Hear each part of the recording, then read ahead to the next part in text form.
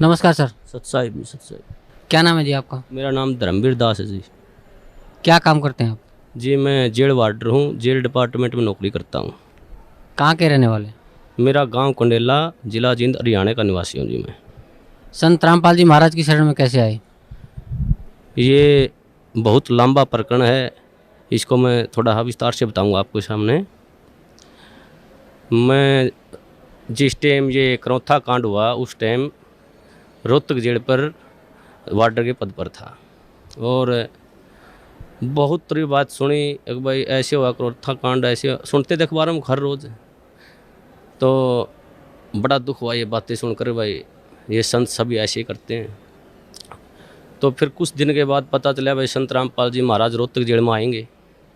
तो हमारी वहाँ पर ड्यूटी थी, हमने देखा, सोचा भाई यहीं बात करेंगे, आके पूछेंगे उनसे क्या ये वास्तविक सच्चाई है। उसके बाद मेरे कुछ दोस्त थे मेरे गांव में जिन्होंने सतगुरु रामपाल जी महाराज जी से उपदेश लिया हुआ था। तो मैंने उनके पास जाकर कहा भाई तुम्हारे गुरुजी तो ये देखो अखबारों में ऐसे आते हैं, इनके बारे में बहुत बकवास ऐसे करते हैं। वो न बोले नहीं भाई हमारे गुरुजी ऐसे नहीं करते। लेकिन मेरे विश्वास नहीं हुआ इस बात का। तो एक मेरा दोस्त जो गांव में केबल का वैसे स्कूल का प्राइवेट स्कूल है, गांव में केबल चलाता है वो, मैं उसके बाहर खड़ा होया, उससे मैंने बहुत गलत बातें की उसको। अगर भाई तुम्हारे गुरुजी ऐसे करते, मैं तुम्हारे आता नहीं। उन्होंने बोला भाई एक बात बता, मेरी माँ पागल, एक्चुअल में उसकी माँ पागल थी, अपने कपड़े उतार कर फेंक देती थी। उसका पिताजी इतना शराबी था कि सारा गांव के बच्चे उसके पीछे लगे रहते थे।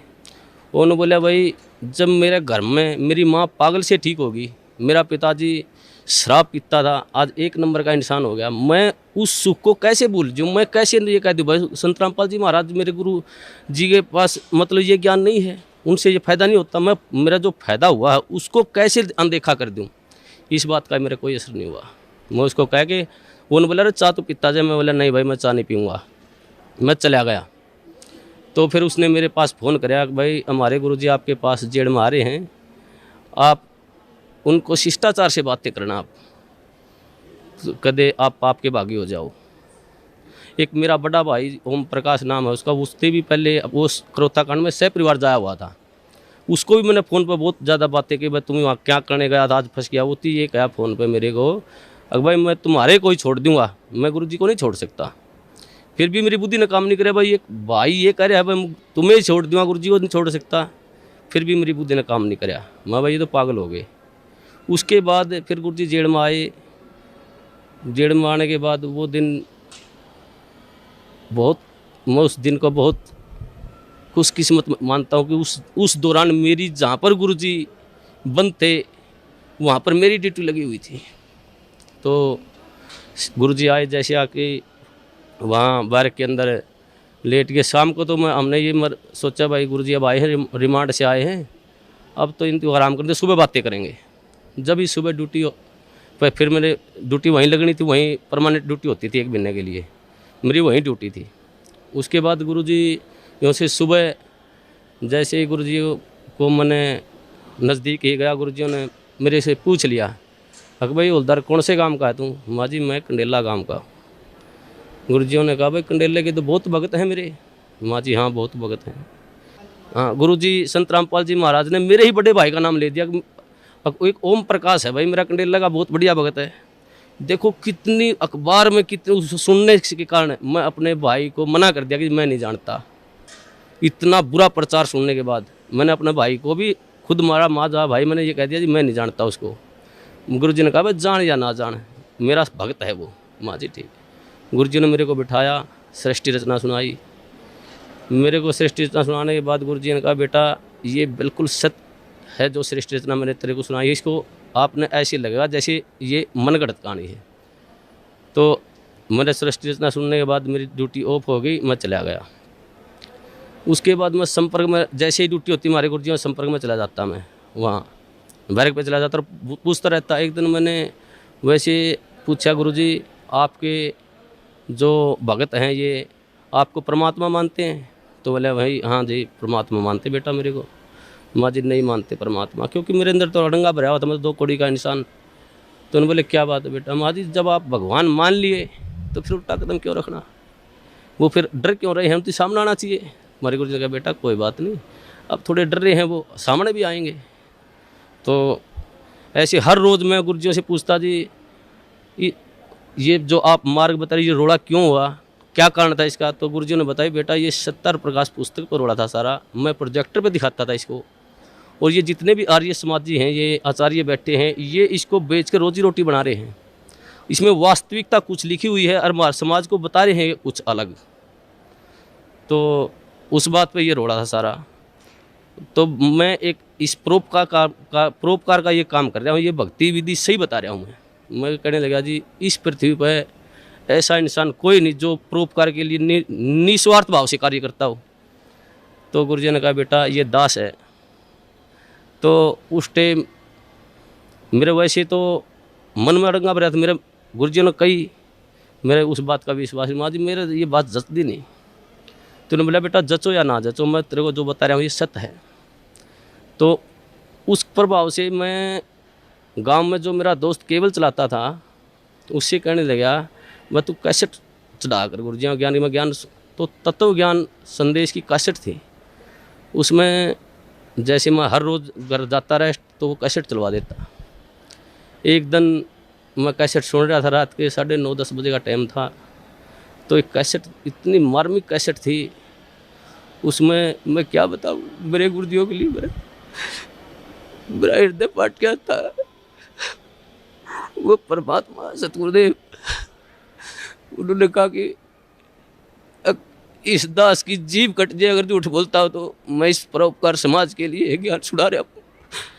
तो गुरुजियों ने वो ज्ञान सुना, मेरे भीतर में लगी वह बात, भाई ये संत ये कह रहे हैं कि दास की जीभ कट जाए, अब मैं कोई स्वार्थ नहीं मेरा। तो मेरे वह बात भीतर में लगी। उस दौरान फिर मैंने वो बात गुरुजियों से कही, माँ गुरुजी ऐसी ऐसी कैसेट सुनी आपकी, बहुत निर्मल ज्ञान है। फिर मेरे जो भीतर अड़ंगा भरा हुआ था वो बार बार फिर वो वापिस हटा देता था उस ज्ञान को। एक दिन रात को 2 बजे मेरी ड्यूटी थी, मैं गुरुजियों के पास गया तो गुरुजियों ने फिर बिठा के मेरे को कहा बेटा ऐसी भक्ति करनी चाहिए परमात्मा की। तो गुरुजियों ने जो सुनाया सारी भक्ति बताने के बाद कहा बेटा आई तेरे कुछ समझ में बात। मेरे मुंह से ऑटोमेटिक, वैसे मैं कहना भी नहीं चाह रहा था मेरे से, यार जी आप बिल्कुल सत्य है, आपका ज्ञान बिल्कुल सत्य है, मैं ही ऐसा पापी हूँ जो मेरे अंदर नहीं समा रहा ये ज्ञान। तो हमारे गुरुजी ने कहा बेटा अब समाएगा ये ज्ञान तेरे अंदर, अब समाएगा। उस दिन से मेरे अंदर वो ज्ञान बिल्कुल भीतर समाने, जो गुरुजी कहते सारा समाने लग गया।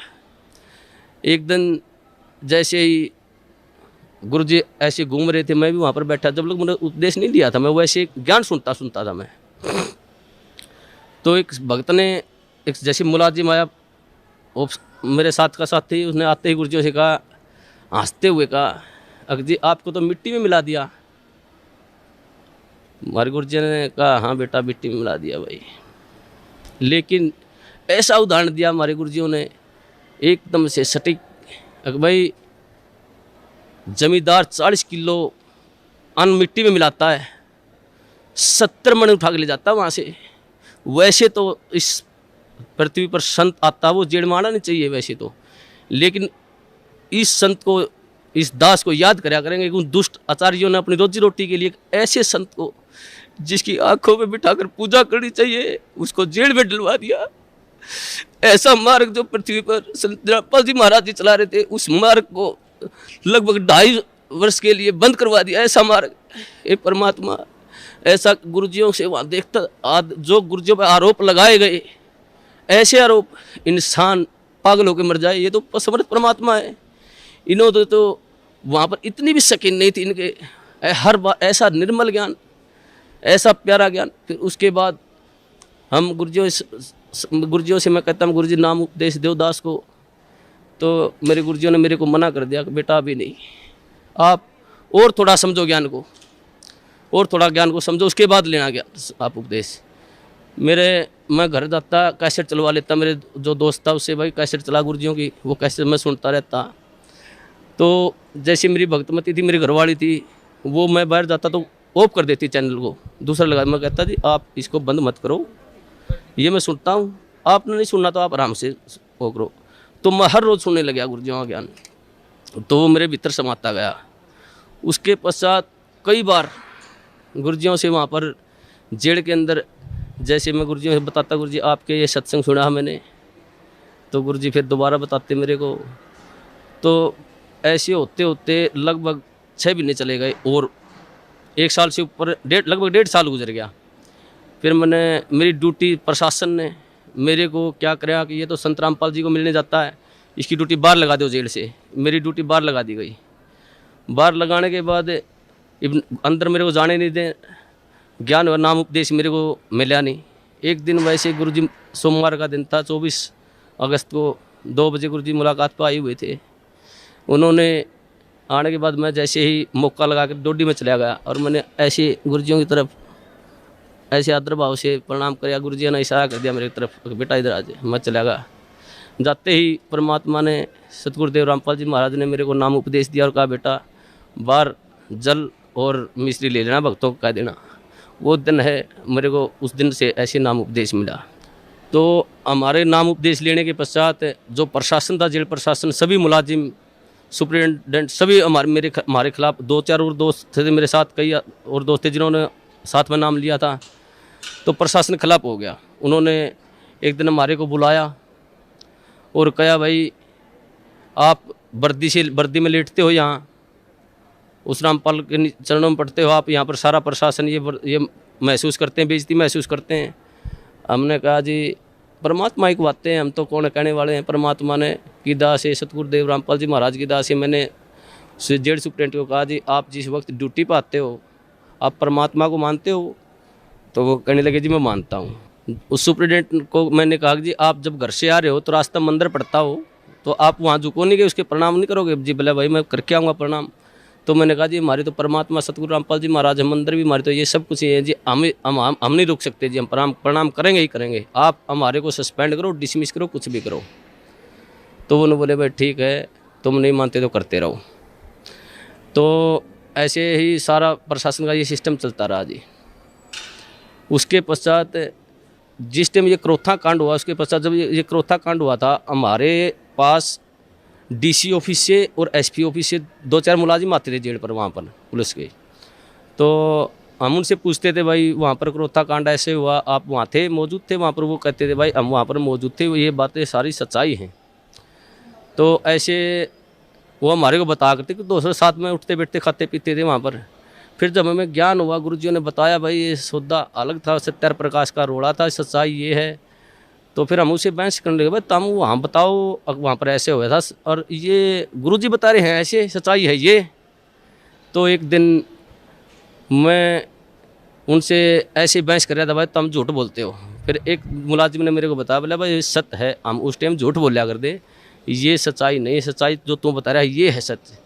जब मन में आए परमात्मा, हे सतगुरुदेव, ऐसे जुल्म ढाए उन दुष्टों ने, फिर भी ये समाज, फिर भी देखो कितने झूठ, एक दोहरा रोटी खाने वाला आदमी झूठ बोल रहा है, हम झूठ बोलिया कर दे एक भ्रमत करने के लिए। तो उस दिन से फिर वहाँ से फिर पक्की दिल में जज की भाई ये सारा जो समाज है झूठ है, गुरुजी जो करे हैं वो बिल्कुल सत्य है। उसके पश्चात हम गुरुजियों के साथ रहते थे, जाते थे, प्रणाम करते थे। प्रशासन हमारे खिलाफ हो गया, प्रशासन ने हमारे ट्रांसफ़र करवा दिया अम्बाड़ा, भाई तुम अम्बाड़ा चले जाओ कहने लगे वो। तो उससे हमारा ट्रांसफ़र होने से पहले की बात है, जैसे हम गुरुजियों से मिलते थे, जो प्यार होता है गुरुजी हमारे को, एक जैसे मेरे नाम उपदेश ले, मेरे मन में आता था मैं गुरुजियों के पास जाता, मैंने नाम उपदेश लिया, जैसे गया मैं, मेरे मन में आई एक भाई इतना अपने कभी पिता के पाँव नहीं पकड़े, आप इसके पास पाँव कैसे पकड़ोगे? मैं जैसे ही बार के नज़दीक गया मैं वापस चला गया। दूसरी बार फिर मेरे मन में प्रेरणा हुई, अगर भाई संत हैं तू मानता क्यों नहीं, पाँव पकड़ ले जाके। फिर जो गेट पर गया फिर वापस चला गया। तीसरी बार फिर मेरे मन में आई, अगर भाई तू जाता ही क्यों वहाँ पर, अगर जाओ तो पाँव पकड़ ले गुरुजियों के।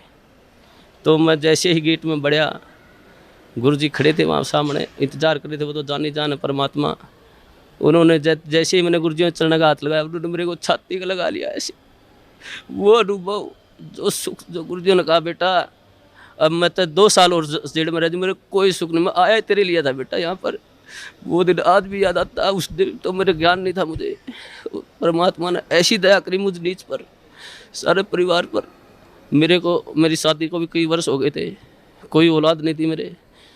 तो गुरुजियों ने, मैंने प्रार्थना की गुरुजी ऐसे ऐसे हमारे संतान ने, गुरुजियों ने कहा बेटा तुम दोनों नाम ले लो, जब तुम्हारे संतान होगी और तुम्हारे भाग्य में संतान नहीं है, परमात्मा खुद अपने कोटे से संतान देंगे तेरे को। तो उस दिन फिर भगतमती, मेरी भगतमती को भी मैंने कहा भाई ये परमात्मा आए हुए हैं, पूर्ण संत हैं, ये ज्ञान सुनो आप। तो वो सीडी सुनने लगी, उनको भी ज्ञान हो गया। फिर उसके पश्चात उसने भी फिर जेल में बना, गुरुजी से प्रार्थना करी, गुरुजी भगतमती भी नाम लेना चाहती है, बोला बेटा बाहर सीडी पे दवा देना, मेरा आदेश है। उसने भी फिर नाम उपदेश दे दिया गुरुजियों ने, गुरुजियों आदेश से बाहर। तो 1 साल के अंदर फिर हमारे परमात्मा ने अपनी कृपा से एक संतान, एक लड़का भी दिया। उस परमात्मा के क्या सुख गुना, इतने सुख दिए हैं मेरे को, इस परमात्मा की इतनी दया है। और सबसे बड़ा काम मुझे मतलब 2 कौड़ी का इंसान हूँ, मुझे भक्ति का क्या पता है। गुरुजी ने जो प्यार होता है, जो प्यार वास्तविक प्यार गुरुजी ने दिया मेरे को, मुझे तो पता ही भी नहीं था प्यार क्या होता है। ये परमात्मा, ये जाने, ये वो परमात्मा है, ये सारी सृष्टि के पालन करता है। ये पूर्ण संत कबीर परमेश्वर हैं, ये तो एक लीला कर रहे हैं यहाँ पर। हम 2 कौड़ी के जीवों के लिए ये भटकते रहे, एक आत्मा के लिए ये परमात्मा लाखों रुपए बाहर देते हैं। और ये समाज इसको कहते हैं ये बुरा ही कर रहा है। ये पूर्ण परमात्मा पर, जो पूर्ण परमात्मा का संत होता है वो बुराई नहीं करता किसी की। ये तो अपने बच्चों के लिए शिक्षा दे रहे समाज को, भाई तुम पहचानो ये ज्ञान ऐसा पवित्र ज्ञान है परमात्मा इस पृथ्वी पर। ये किसी संत में देख लो, किसी आधार ही नहीं ज्ञान का, और ये ऐसा ज्ञान दे रहे हैं, मोक्ष का मार्ग बता रहे हैं, ढोल पीट रहे हैं, हर इन्हीं को कहते निंदा करते हैं। ये परमात्मा, मैं तो इस सब समाज से यही कहूँगा कि इस संत को, ये पूर्ण परमात्मा, इनकी पलकों में बैठाकर पूजा करनी चाहिए इनकी। और सभी समाज से कहूँगा अपने और अपने परिवार को जितना भी जल्दी हो सके यहाँ पर सतगुरु रामबंदी छोड़ सतगुरु रामपाल जी महाराज की शरण में लाकर उनका कल्याण करवाएं, और सभी भाइयों को बताएं बस वास्तविक ज्ञान वहाँ पर है। मैं यही कहना चाहूँगा। सत साहिब। धन्यवाद।